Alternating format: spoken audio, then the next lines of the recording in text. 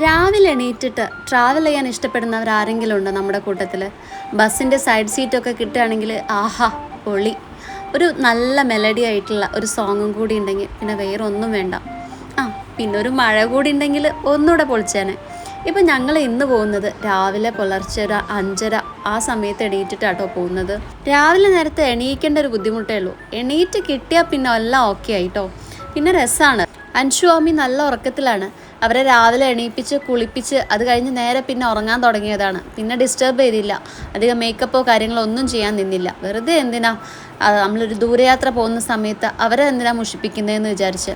ഇത് മഞ്ഞല്ല കേട്ടോ, അവിടെ എന്തോ പണി നടക്കുന്നുണ്ട്. അതുകൊണ്ടാണ് ആ പൊടി അങ്ങനെ അവിടെ മൊത്തം പരന്ന് കിടക്കുന്നുണ്ട് പൊടി. ഞങ്ങൾ ആദ്യം വിചാരിച്ചു മഞ്ഞാണെന്ന്, പക്ഷെ മഞ്ഞൊന്നല്ല. ഇന്ന് എന്താണെന്നറിയില്ല, രാവിലെ എണീറ്റ സമയത്ത് നല്ല ചൂടായിരുന്നു കേട്ടോ. 5:30 6 മണി ആ സമയത്തായിട്ടും തണുപ്പൊന്നും എനിക്ക് ഫീൽ ചെയ്തിട്ടില്ല. നല്ല ചൂടാണ് ഫീൽ ചെയ്ത്. അപ്പം നമ്മുടെ യാത്ര എങ്ങോട്ടാണെന്നുള്ളത് ഞാൻ പറയാൻ മറന്നല്ലോ. കാടാമ്പുഴ ദേവീക്ഷേത്രത്തിലേക്കാണ് പോകുന്നത്. പോകുന്ന വഴിക്ക് ഇതാ സ്കൂൾ കുട്ടികളൊക്കെ മദ്രസയിലേക്ക് പോകാൻ വേണ്ടിയിട്ട് റെഡിയായി നിൽക്കുന്നുണ്ട്. കുറച്ച് പേര് അവിടെ ഓടുന്നുണ്ട്.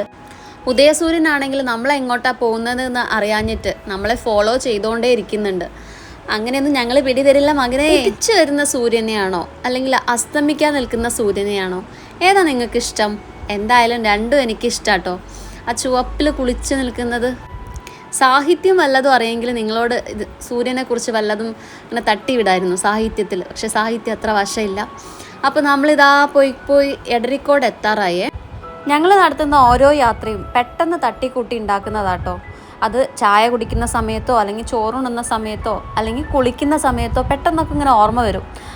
അപ്പം ശരി, അങ്ങനെ എല്ലാവരുമായിട്ട് ഡിസ്കസ് ചെയ്യുമ്പോൾ ഓക്കെ എല്ലാവർക്കും സമ്മതമാണെങ്കിൽ പെട്ടെന്ന് അങ്ങനെ എന്നാൽ ശരി നാളെ പോവാമല്ലോ എന്ന് പറഞ്ഞിട്ട് അങ്ങനെ പോകുന്നതാണ്. അല്ലാതെ മുൻകൂട്ടി പ്ലാൻ ചെയ്യാറൊന്നുമില്ല. അപ്പോൾ ഇന്നത്തെ ഈ യാത്ര എനിക്ക് വലിയ ബുദ്ധിമുട്ട് തോന്നിയില്ല കേട്ടോ. കാര്യം നല്ല റോഡുകളുമാണ്, നമുക്ക് പെട്ടെന്ന് പോയി വരാൻ പറ്റിയ സ്ഥലമാണ്. ഹൈവേയിൽ നിന്ന് വിട്ടിട്ട് പോക്കറ്റ് റോഡിലേക്ക് കയറിയ സമയത്ത് റോഡൊക്കെ ചെറുതായി വരുന്നുണ്ടോ എന്നുള്ളൊരു ഡൗട്ട് നമുക്ക് തോന്നിയിട്ടുണ്ടായിരുന്നേ. പക്ഷെ പിന്നെ വലിയ കുഴപ്പമൊന്നുമില്ല കേട്ടോ. ബസ് വേറെ റൂട്ടിലാണെന്ന് തോന്നുന്നു. നമ്മൾ വരുന്ന വഴിക്ക് ബസ്സിനെയൊന്നും കണ്ടിട്ടില്ല. നമ്മൾ GPS ഏത് വഴിയാണോ കാണിച്ചു തരുന്നത് ആ വഴിയിലൂടെയാണ് ഇപ്പോൾ വന്നത്. അങ്ങനെ അമ്പലത്തിലേക്ക് ഒരു 7:30 ആയ സമയത്ത് നമ്മൾ എത്തിച്ചേർന്നു. അമ്പലത്തിൻ്റെ സൈഡിലായിട്ട് തന്നെ പാർക്കിംഗ് ഏരിയ പ്രൊവൈഡ് ചെയ്യുന്നതുകൊണ്ട് തന്നെ നമുക്കിനിയിപ്പോൾ എവിടെ പാർക്ക് ചെയ്യുന്നു തപ്പി നടക്കേണ്ട ആവശ്യമില്ല. 20 രൂപയാണ് കാറിനൊക്കെ പാർക്കിംഗ് ഫീ വരുന്നത്. പിന്നെ ഈ അമ്പലം ഒരുപാട് മാറ്റങ്ങൾ ഇപ്പോൾ വരുത്തിയിട്ടുണ്ട് കേട്ടോ. അമ്പലത്തിൽ ഞാൻ ഫസ്റ്റ് ടൈമാണ് മാറ്റങ്ങളൊക്കെ വരുത്തിയതിൻ്റെ ശേഷം വരുന്നത്. വഴിപാട് ഷീറ്റാക്കാൻ വേണ്ടിയിട്ട് അമ്മ അവിടെ വരിയിലേക്ക് കയറി നിന്ന സമയത്ത് അൻഷു ആമി അവിടെ ഞങ്ങളെ വെയിറ്റ് ചെയ്ത് നിൽക്കിയിരുന്നേ. ഞാനും ശരത്തേട്ടനും അവിടെ ഫോട്ടോസും വീഡിയോസും ഒക്കെ എടുത്തുകൊണ്ട് ഇങ്ങനെ നിൽക്കുമ്പോൾ അൻഷു ഞാനറിയാതെ എൻ്റെ ഫോൺ എടുത്തിട്ട് വീഡിയോസ് എടുത്തു.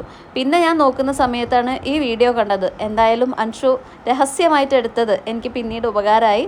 അങ്ങനെ അതൊക്കെ കഴിഞ്ഞു. പിന്നെ നമ്മൾ ഷീറ്റാക്കിയതിനനുസരിച്ച് അവിടെ നിന്ന് നാളികേരം വാങ്ങിച്ച്, മുട്ടറക്കാനുള്ളതാണ് നാളികേരം, അതും വാങ്ങിച്ച് പിന്നെ നേരെ തൊഴാൻ വേണ്ടിയിട്ട് പോവുകയാണ്.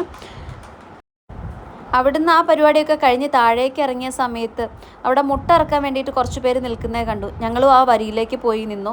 ഞാനും ശരത്തേട്ടനും നിന്ന സമയത്ത് അമ്മയും അച്ഛനും മക്കളും കൂടി ദർശനത്തിന് വേണ്ടി അകത്തേക്ക് പോയി. ഇന്നിപ്പോൾ സൺഡേ ആയതുകൊണ്ട് തന്നെ നല്ല തിരക്കാണ് കേട്ടോ അമ്പലത്തിലുണ്ടായത്. പക്ഷേ വലിയ കുഴപ്പമില്ല, നമുക്ക് അവിടെ ഇരിക്കാനൊക്കെ ഉള്ള ഗ്യാപ്പ് ഉണ്ടായിരുന്നു. കുറേ കഴിഞ്ഞപ്പോൾ നമ്മൾ പൂമുടലിൻ്റെ സമയമായപ്പം അമ്പലം അടച്ചിട്ടു. 1 മണിക്കൂർ അവിടെ ഇരിക്കണമല്ലോ എന്നിങ്ങനെ ആലോചിച്ച് നിൽക്കുമ്പോഴാണ് എല്ലാവർക്കും കാപ്പി കൊണ്ടു തന്നത്. അപ്പോൾ കാപ്പി കുടിച്ചിരുന്ന സമയത്ത് സമയം പോയതറിഞ്ഞില്ല കേട്ടോ. അങ്ങനെ 1 മണിക്കൂറൊക്കെ പെട്ടെന്ന് തീർന്നു.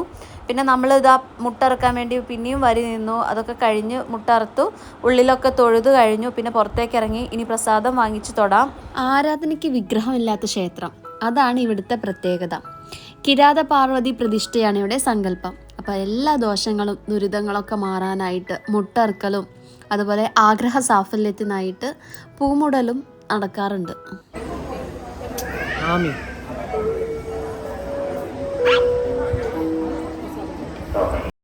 ആമി ഞങ്ങളെ കൂടെയായിരുന്നു തൊഴാനൊക്കെ വന്നത്.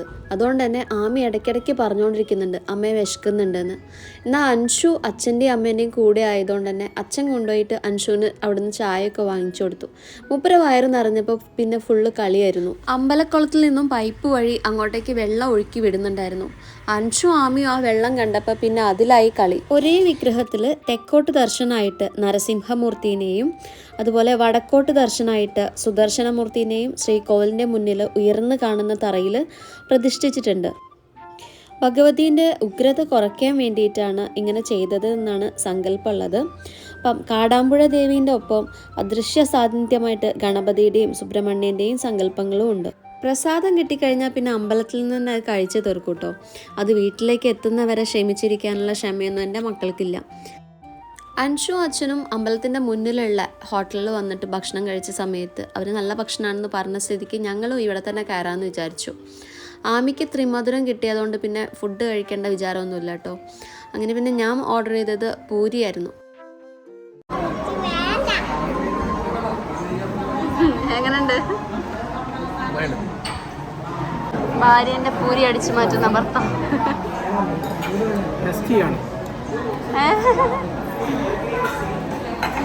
എക്സ്ട്രാ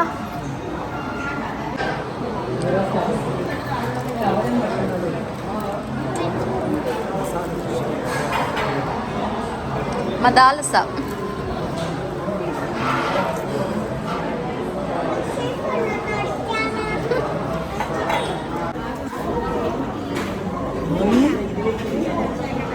ഐസ്ക്രീം അല്ല, നെയ്റോസ്റ്റാ.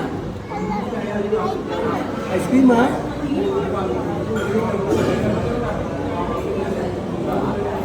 ഇതാക്കി കഴിയും. അത് പൊടിക്കും.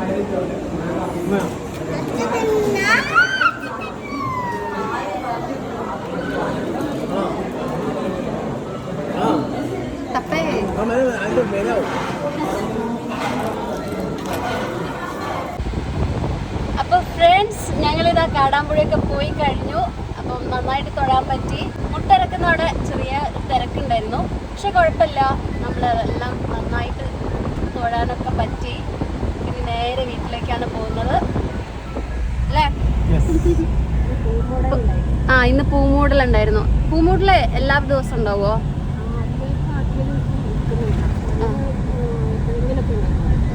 ഇപ്പൊ ഡെയിലി ഉണ്ട് തോന്നുന്നു അല്ലേ ബുക്കിംഗ്? അപ്പൊ നമുക്ക് ബാക്കി വിശേഷങ്ങളുമായിട്ട് ഞങ്ങൾ വീണ്ടും വരുന്നതാണ്. ഇതുവരേക്കും ബൈ. Thanks for watching.